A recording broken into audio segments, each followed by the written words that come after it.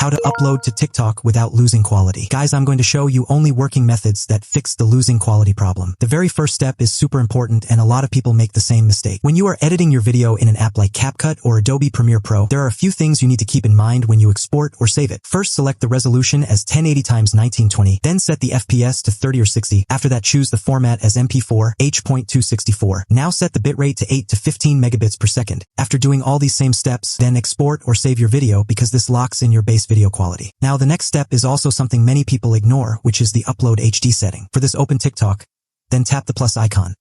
Select your video, then press Next. Tap Next again. Now open more options or more settings.